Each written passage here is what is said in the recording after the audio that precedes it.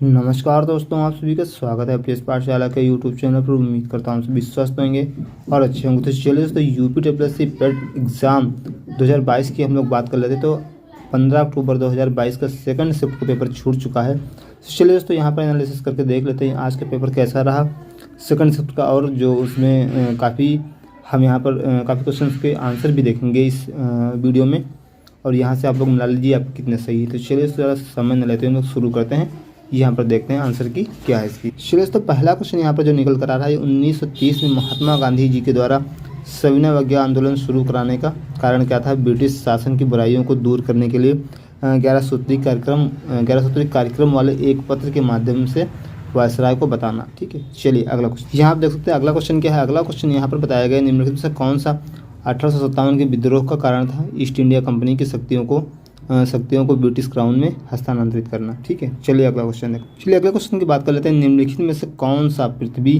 का सबसे बड़ा अंतःस्थलीय जल निकाय है। तो कौन सा है, कैस्पियन सागर। चलिए अगले क्वेश्चन की हम लोग बात कर लेते हैं। निम्नलिखित में से कौन सा स्वतंत्र भारत का पहला भारतीय गवर्नर जनरल था। तो यहाँ पर सी राजगोपालाचारी। चलिए अगले क्वेश्चन को देखते हैं। अगला क्वेश्चन की हम लोग यहाँ पर बात करते हैं। निम्नलिखित में से किस अधिनियम के द्वारा बर्मा को भारत से अलग किया गया था। भारत सरकार अधिनियम 1935 के तहत बर्मा को भारत से अलग किया गया है। चलिए क्वेश्चन नंबर 6 की हम लोग बात करते हैं। भारत को ब्रिटिश नियंत्रण से मुक्त करने के लिए भारतीय सेना INA का गठन किसने किया था। मोहन सिंह ने। मोहन सिंह ने। चलिए आगे बढ़ते। अगला क्वेश्चन दोस्तों यहाँ पर, सागौन के जो जंगल है कहाँ पर पाए जाते हैं, मतलब किस राज्य में पाए जाते हैं। मध्य प्रदेश में पाए जाते हैं। अगला क्वेश्चन की हम लोग बात यहाँ पर करते हैं। तो अगला क्वेश्चन यहाँ पर है कि सामान्य वर्षा में अचानक वृद्धि हो जाती है और कई दिनों तक लगातार जारी रहती है, इसे मानसून का क्या कहा जाता है। तो मानसून का प्रस्फोट कहा जाता है, मानसून का फटना कहा जाता है। अगला क्वेश्चन दोस्तों बात करते हैं, GMT का पूर्ण रूप क्या होता है। Greenwich mean time. चलिए अगला क्वेश्चन यहाँ पर है, प्रति 1000 लोगों पर जीवित जंगों की वार्षिक संख्या को किस नाम से जाना जाता है। कुल प्रजनन दर। किसे जाना जाता है, कुल प्रजनन दर। तो यहाँ पर जो जितने भी जन्म होते हैं, ठीक है, उसकी बात की गई। चलिए अगला क्वेश्चन देखते हैं। अगला क्वेश्चन यहाँ पर 1969 में कितने बैंकों का राष्ट्रीयकरण किया गया था। 14 बैंकों का एक साथ राष्ट्रीयकरण किया गया था। अगले क्वेश्चन की बात करते हैं, क्वेश्चन नंबर 12। तो 1991 के आर्थिक सुधारों के बाद उद्योग विशेष रूप से ले सार्वजनिक क्षेत्र के आरक्षित थे परमाणु ऊर्जा उत्पादन। अगले क्वेश्चन की बात करते हैं, क्वेश्चन नंबर 13। योजना आयोग के अंतिम उपाध्यक्ष कौन थे। श्री मोटेक सिंह अहलूवालिया थे। ठीक है, चलिए अगला क्वेश्चन यहाँ पर निम्नलिखित में से कौन सा क्षेत्र भारत का सबसे बड़ा नियोक्ता है। तो प्राथमिक क्षेत्र। दोस्तों एक आधे क्वेश्चन अगर यहाँ पर गलत भी हो जाते हैं तो आप लोग यहाँ पर देख लीजिएगा। चलिए क्वेश्चन नंबर 15 की बात करते हैं। निम्नलिखित में से किस राज्य को हरित क्रांति के लिए भारत में आरंभ स्थल के रूप में चुना गया था। पंजाब। चलिए अगला क्वेश्चन की दोस्तों बात करते हैं। निम्नलिखित में से कौन सा अनुच्छेद अल्पसंख्यकों के हितों के संरक्षण के लिए, अनुच्छेद 29 बात करते हैं। अगले क्वेश्चन की 42वें संविधान संशोधन के माध्यम से संविधान का कौन सा नया DPSP लागू किया गया है। तो आय स्थित सुविधाओं और अवसरों की समानता को कम करने की राज्य की आवश्यकता। चलिए अगला क्वेश्चन यहाँ पर निम्नलिखित में से कौन सा मौलिक कर्तव्य है। देखिए, सार्वजनिक संपत्ति की सुरक्षा, वैज्ञानिक दृष्टिकोण और मानववाद विकसित करना, भारत की संप्रभुता, अखंडता और एकता की रक्षा करना, ये सभी है। चलिए आगे बढ़ते हैं। अगला क्वेश्चन है, सभी अम्लों में समान तत्व कौन सा होता है। हाइड्रोजन होता है। बात करते हैं नेक्स्ट क्वेश्चन की, नॉन स्टिक खाना पकाने के बर्तन जो होते हैं किससे बने होते हैं। टफलान से बने होते हैं। आगे हम लोग बात करते हैं यहाँ पर, देखिए अनुच्छेद 245 के अनुसार संसद का क्या है, कानून बनाना। संसद का काम कानून बनाना। चलिए आगे देखते हैं अगला क्वेश्चन। अगला क्वेश्चन क्या है, सरकारी आयोग निम्नलिखित में से किससे संबंधित है। तो ये केंद्र और राज्य के संबंध से संबंधित है क्या, सरकारी आयोग। चलिए क्वेश्चन नंबर 23 देखते हैं। क्वेश्चन नंबर 23 यहाँ पर है, प्रकाश वर्ष किसका मात्रक होता है। तारकीय दूरी का मात्रक क्या होता है, प्रकाश वर्ष। चलिए अगला क्वेश्चन दोस्तों यहाँ पर है, क्वेश्चन नंबर 24 देख लेते हैं। क्वेश्चन नंबर 24 का right answer option number A क्यों, क्योंकि दोस्तों ऊपर A³ + B³ लिखा है, नीचे A² + B² - AB, जबकि A³ + B³ का फॉर्मूला क्या होता है, A + B इंटू ब्रैकेट में क्या होता है, A² - AB + B²। ठीक है, तो ऊपर नीचे से आपका क्या A² + B² - AB कैंसिल हो जाएगा, ऊपर A + B बच जाएगा। तो यहाँ पर 5.8 में 2.1 जोड़ देंगे, 7.9 आंसर आ जाएगा। चलिए अगला क्वेश्चन है। चलिए अगला क्वेश्चन में यहाँ पर आंसर आपका आएगा 5%, option number B। Question number 26 का निम्नलिखित में से कौन से सबसे बुद्धिमान स्तनधारी होते हैं। तो डॉल्फिन। अगले क्वेश्चन की हम लोग बात करते हैं, अगले क्वेश्चन की तरफ बढ़ते हैं। फिर क्वेश्चन नंबर 27 देखते हैं। पौधों का विकास किससे प्रभावित होता है? प्रकाश की गुणवत्ता, मात्रा और अवधि से। चलिए अगला क्वेश्चन हम लोग यहाँ पर देख लेते हैं। निम्नलिखित संख्याएं दी गई, इसमें सबसे बड़ा कौन है? ठीक है, तो सबसे बड़ा इसमें बताना है आपको। चलिए अगर पॉइंट में हम लोग निकालना चाहेंगे तो पहले की इसकी वैल्यू देखेंगे, पॉइंट कितनी होगी? 0.4, 9 चौक 36 होता है 0.44। इसकी वैल्यू अगर देखेंगे तो 50 नहीं 0.7 हो जाएगा। इसकी वैल्यू अगर देखेंगे तो 110 नहीं 13 7 91, 13 ठीक 104 0.8 हो जाएगी। लास्ट वाले की अगर वैल्यू देखेंगे तो कितना होता है? 17 8 136, यानी कि 17 8 136 8 से कम हो जाएगा। ठीक है, तो 8 से कम हो जाएगा मतलब लेस देन 8। और ये कितना है? ये आपका 8 है पूरा। ठीक है, 8 से ऊपर ही जा रहा है। तो चलिए राइट आंसर क्या हो जाएगा? Option number D 11/13। चलिए आगे देखते हैं। चलिए अगला क्वेश्चन यहाँ पर है, देखिए ऑप्शन नंबर इसका बी करेक्ट है। अभी इसके बाद मैथ्स का डिस्कशन कंप्लीट सोल्यूशन लेकर भी हम लोग आएंगे जस्ट थोड़ी देर बाद। चलिए इन संख्याओं का आपको एवरेज बताना है। ठीक है, ऑप्शन नंबर ए बिल्कुल राइट होगा।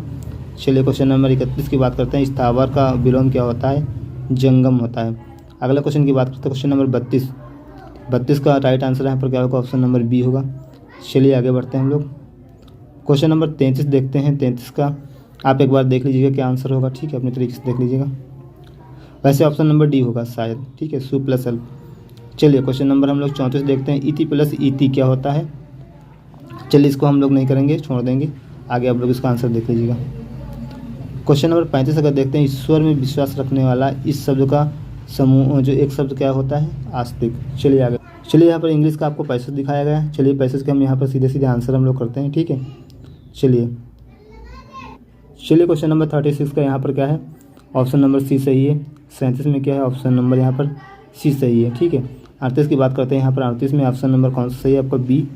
और 39 में ऑप्शन नंबर बी। चलिए बढ़ते हैं अगला क्वेश्चन नंबर 40 की दोस्तों बात कर लेते हैं। यहाँ पर भी ऑप्शन नंबर डी। यहाँ पर क्या पूछा गया? One word is the indifferent to pleasure or pain. ठीक, ऑप्टिमिस्टिक मतलब जो सभी कंडीशन में एक ही जैसा बना रहे। चलिए आगे बढ़ते हैं।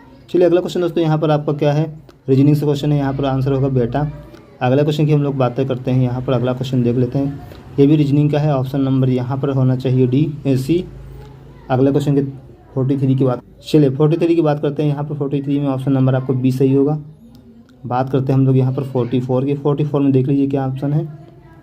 ऑप्शन नंबर यहाँ पर ए राइट आंसर होगा। ठीक है, देख लीजिए अच्छे से। बात करते हैं 45 की। 45 में ऑप्शन नंबर आपका डी राइट आंसर हो जाएगा। 46 की बात करते हैं। यहाँ पर आपको कैलेंडर से पूछा गया, इसमें भी आपका option number D right answer हो जाएगा। ठीक है, ये क्वेश्चन सेम रिपीट हुआ, सुबह की शिफ्ट में भी ये क्वेश्चन आया था। चलिए आगे देखते हैं। अगला क्वेश्चन देखिए यहाँ पर क्या है? Question number 47। 47 में ऑप्शन नंबर आपका बी राइट आंसर होगा। चलिए इधर देखते हैं हम लोग। क्वेश्चन नंबर यहाँ पर 48 देख लीजिए। ठीक है, शायद सरकार को 500 रुपये की काशी यात्रा सब्सिडी योजना शुरू की है कर्नाटक सरकार ने। अगले क्वेश्चन की बात करते हैं। क्वेश्चन नंबर 49 में ऑप्शन नंबर बी आपका सही है। ठीक है, क्वेश्चन देख लीजिए आप अच्छे से।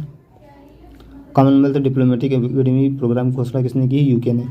चलिए आगे क्वेश्चन बढ़ते हैं हम लोग। यहाँ पर कंपनी ने IAF के हेलीकॉप्टरों के लिए एडीएस की आपूर्ति हेतु एक बेलारूसी कंपनी और उसकी सहायता कंपनी के साथ समझौता किसने किया? हिंदुस्तान एरोनॉटिक्स लिमिटेड ने। ठीक है, ऑप्शन नंबर है। चलिए आगे बढ़। क्वेश्चन नंबर 51 के हम लोग यहाँ पर दोस्तों बात कर लेते हैं। 51 में क्या है? निम्नलिखित में से किस भारतीय राज्य ने नारी को नमन नाम से एक योजना शुरू की है? तो यहाँ पर हिमाचल प्रदेश राइट आंसर हो जाएगा। आगे की तरफ बढ़ते हैं। चलिए आगे दोस्तों यहाँ पर क्वेश्चन है। यहाँ पर प्रधानमंत्री नरेंद्र मोदी ने निम्नलिखित में से किस जिले में डॉक्टर संपूर्णानंद स्पोर्ट स्टेडियम में एक कार्यक्रम में 1800 करोड़ रुपए की योजनाओं का उद्घाटन और शिलान्यास किया है? मेरठ में। जो स्पोर्ट्स एकेडमी बन रही कहाँ पर बनेगी? मेरठ में। अगला क्वेश्चन की बात कर लेते हैं। किस संस्थान ने India's booming gig and platform economy शीर्षक से एक रिपोर्ट जारी की है? नीति आयोग ने। चलिए अगला क्वेश्चन 54। क्वेश्चन नंबर 54 यहाँ पर देख लेते हैं क्या है? निम्नलिखित में से कौन सी राज्य सरकार सिंगल एंट्री मल्टीपल एग्जिट के विचार पर एजुकेशन टाउनशिप बनाने की योजना बना रही है? उत्तर प्रदेश सरकार। चलिए अगला क्वेश्चन यहाँ पर निम्नलिखित में से कौन सा भारत का सबसे छोटा केंद्र शासित प्रदेश है? तो इसमें राइट आंसर कौन होगा आपका? लक्षद्वीप। अगले क्वेश्चन की हम लोग बात कर लेते हैं। छात्र परिस्थितिकी के लिए एक नया डिजिटल प्लेटफॉर्म कैंपस पावर किस बैंक द्वारा लॉन्च किया गया है? तो यहाँ पर ऑप्शन होगा भारतीय स्टेट बैंक। चलिए अगला क्वेश्चन नंबर 57। भारत के कितने राज्य बांग्लादेश की सीमा के साथ साझा करते हैं? राइट आंसर होगा 5। अगला क्वेश्चन की बात करते हैं। क्वेश्चन नंबर और 58 निम्नलिखित में से पोलैंड की राष्ट्रीय मुद्रा क्या है? पोलैंड की राष्ट्रीय मुद्रा क्या है? डॉलर है। अगला क्वेश्चन नंबर 59 की बात करते हैं। उत्तर प्रदेश का एक लोकप्रिय नृत्य शास्त्रीय नृत्य कौन सा है? कथक। चलिए आगे बढ़ते हैं यहाँ पर। अगला आपको दिया गया निम्नलिखित में से किसके पास लोकसभा सत्र को स्थगित करने की शक्ति होती है? तो भारत के राष्ट्रपति के पास। आगे हम लोग बढ़ेंगे यहाँ पर। अंतर्राष्ट्रीय अहिंसा दिवस निम्नलिखित में से किस दिन मनाया जाता है? 2 अक्टूबर को मनाया जाता है। चलिए दोस्तों अगला क्वेश्चन यहाँ पर है, वास्को डी गामा का मकबरा भारत के निम्नलिखित में से किस स्थान पर स्थित है? कोच्चि यानी केरल में स्थित है। चलिए अगला क्वेश्चन देखते हैं हम लोग। चलिए यहाँ पर अगला क्वेश्चन देखते हैं। अगला क्वेश्चन दोस्तों है, थॉमस कप निम्नलिखित में से किस खेल से संबंधित है? टेनिस से संबंधित है। अगला क्वेश्चन 64 प्रसिद्ध पुस्तक विंग्स ऑफ फायर किसने लिखी है? डॉक्टर APJ अब्दुल कलाम जी ने लिखी है। ठीक है, अब्दुल कलाम जी की आत्मकथा है। चलिए आगे बढ़ते हैं, क्वेश्चन देखते हैं। निम्नलिखित से ग्लोबल वार्मिंग का अपेक्षित परिणाम क्या है? तो यहाँ पर देखिए समुद्र के स्तर में वृद्धि होती है, तटीय रेखा में परिवर्तन होता है, साथ ही साथ फसल पैटर्न में भी परिवर्तन होता है। हाँ, तो ये सभी सही होंगे आपके। ठीक है, चलिए अगला यहाँ पर दोस्तों पैसेज है। पैसेज आप देखकर अपने तरीके से सॉल्व कर लीजिएगा। पैसेज हम लोग यहाँ पर नहीं। चलिए अगला पैसेज है 71 से 75 तक लेकर, यहाँ भी सॉल्व नहीं करेंगे हम लोग। ठीक है, चलिए अगला क्वेश्चन दोस्तों यहाँ पर, कौन से बच्चे अपने माता पिता के वृद्धाश्रम में? चलिए आपका पैसेज का हिस्सा है। अगला चलिए दोस्तों ये आपकी DI है यहाँ पर। ठीक है, यहाँ पर आपको टेबल दिखाया गया है, ग्राफ नहीं सॉरी दोस्तों, टेबल दिखाएगा। टेबल को अच्छे से रीड कर लीजिए, फिर हम लोग क्वेश्चन करते हैं। ठीक है, आंसर बताते हैं उसके। चलिए आप लोग ये देख चुके होंगे मुझे लगता है। चलिए 2011 से 15 तक का ग्राफ दिखाएगा। चलिए दोस्तों अगला इसमें क्वेश्चन क्या पूछेगा? किस जिले के लिए विगत वर्षों में चयनित उम्मीदवारों की संख्या न्यूनतम है? तो ऑप्शन नंबर A यानी जिला C। अगला क्वेश्चन की हम लोग यहाँ पर बात करेंगे। क्वेश्चन नंबर यहाँ क्या है? 77 के जिला C से चयनित उम्मीदवारों का प्रतिशत जिला C से उत्तीर्ण उम्मीदवारों की तुलना में किस वर्ष में अधिक है? 2012 में। चलिए अगला क्वेश्चन देखते हैं। 78 आप देख लीजिए यहाँ पर, जिला D से उत्तीर्ण उम्मीदवारों का प्रतिशत जिला D से उपस्थित होने वाले की तुलना में किस वर्ष सबसे कम है? 2013 में। चलिए आगे बढ़, आप यहाँ पर देख सकते हैं 2011 में किस जिले में उपस्थित उम्मीदवारों की तुलना में चयनित उम्मीदवारों का प्रतिशत सबसे अधिक है? तो राइट आंसर क्या होगा? Option number B। चलिए आगे बढ़ते हैं। Question number 80। क्वेश्चन नंबर 80 क्या है? समीक्षाधीन अवधि के दौरान जिला E से चयनित उम्मीदवारों की संख्या इस अवधि के दौरान जिला A से चयनित उम्मीदवारों की संख्या का लगभग कितना प्रतिशत है? 88.54 यानी ऑप्शन नंबर D। चलिए आगे देखते हैं। अगला क्वेश्चन दोस्तों यहाँ पर 81 से 85 तक आपको दिखाया गया है। ये देखिए आपको तालिका दी गई फिर से। दोस्तों अभी थोड़ी बहुत देर में इसका कंप्लीट सॉल्यूशन भी हम लोग मैथ्स का दिखाएंगे आप सभी को। ठीक है दोस्तों, अगर आपने चैनल को सब्सक्राइब नहीं किया है चैनल को सब्सक्राइब कर लीजिए, वीडियो को लाइक कर दीजिए, साथ ही साथ दोस्तों में शेयर भी कर दीजिए। चलिए क्वेश्चन नंबर 18 देखते हैं। क्वेश्चन नंबर 81 यहाँ पर क्या, मार्च कंपनी में P और R द्वारा बेचे गए उत्पादों की कुल संख्या का अप्रैल में उन्हीं कंपनियों के बीच बेचे गए उत्पादों की संख्या से अनुपात कितना है? 59 और 80। चलिए अगला क्वेश्चन देखते हैं। क्वेश्चन नंबर 82 क्या है? कंपनी S द्वारा बेचे गए उत्पादों की संख्या में जनवरी से अप्रैल तक लगभग कितने प्रतिशत की वृद्धि हुई है? 72.31% की वृद्धि हुई है। बात कर लेते हैं क्वेश्चन नंबर 83 की। 83 नंबर क्वेश्चन की बात कर लेते हैं। इसमें क्या, कंपनी टी द्वारा मार्च, अप्रैल और मई में बेचे गए उत्पादों की कुल संख्या में से 32% माइल्ड स्टील से बने हुए थे। ठीक है, एक क्वेश्चन है इसमें क्या है? 144 राइट आंसर होगा। चलिए आगे, चलिए क्वेश्चन नंबर 85 की हम लोग बात कर लेते हैं। कंपनी क्यू द्वारा जनवरी और मई में मिलाकर बेचे गए उत्पादों की कुल संख्या और समान महीनों में आर द्वारा बेचे गए उत्पादों की कुल संख्या कितनी है? यहाँ पर 85 राइट आंसर होगा। चलिए आगे बढ़ते हैं, जल्दी से हम लोग देखते हैं। देखिए यहाँ पर आपको DI दिया गया। ठीक है, चलिए DI से आप यहाँ पर देख लीजिए अच्छे से। चलिए यहाँ पर देखिए, कार्यक्रमों की तुलना में अनुसंधान पर लगभग कितना प्रतिशत अधिक खर्च किया गया था? तो यहाँ पर 86%। चलिए अगला क्वेश्चन दोस्तों यहाँ पर छात्रावास पर कुल खर्च का लगभग कितना प्रतिशत खर्च किया जाता है? तो यहाँ पर कितना 12.78%। अगले क्वेश्चन की दोस्तों हम यहाँ पर बात करते हैं। चलिए अगला क्वेश्चन 88 नंबर है। यदि वर्ष के दौरान विभिन्न क्षेत्रों में खर्च की गई कुल राशि 1 लाख, चलिए देखिए यहाँ पर 1,80,00,000। ठीक है, तो आधारभूत संरचना की पर खर्च की गई राशि छात्रावास खर्च की गई राशि से कितने % अधिक है? चलिए ऑप्शन नंबर B यानी कि 2 लाख। ठीक, कितना है? 2 लाख। चलिए आगे देखते हैं। क्वेश्चन नंबर 89 के खेलों पर शिक्षा की तुलना में कितने % कम खर्च किया गया है? 35%। अगला क्वेश्चन की 90 की बात करते हैं। 90 में ऑप्शन नंबर आपको A मिल रहा है। चलिए दोस्तों, थोड़ी बहुत देर में आपको इसका सॉल्यूशन भी मिलेगा, कंप्लीट सॉल्यूशन में भी देने वाले हैं इसका। चलिए यहाँ पर आप ये ग्राफ देख लीजिए। ठीक है, यहाँ पर 91 से 95 तक आप क्वेश्चन के आंसर देने। चलिए आगे, क्वेश्चन नंबर पहला अगर देखा जाए 2005 में दो कंपनियों A और B की आय क्रमशः 3:4 के अनुपात में, तो 2005 में उनकी व्यय क्रमशः किस अनुपात में होंगे। चलिए ठीक है, इसको अभी हम लोग सॉल्व करके बता। चलिए दोस्तों, जो भी आगे के क्वेश्चंस बचे हैं अभी आपको अगले क्वेश्चन, अब हम लोग अभी इसके सारे क्वेश्चंस एक साथ डिस्कस करवाएंगे मैथ्स के। चलिए दोस्तों, उम्मीद करता हूँ यहाँ तक वीडियो पसंद आएगा। वीडियो पसंद आए तो वीडियो को लाइक कर दें, शेयर कर दें। दोस्तों चैनल पर नए हो तो बेल आइकन को प्रेस कर चैनल को सब्सक्राइब भी अवश्य कर ले। चलिए दोस्तों, तब तक के लिए मिलते हैं नेक्स्ट वीडियो में। धन्यवाद।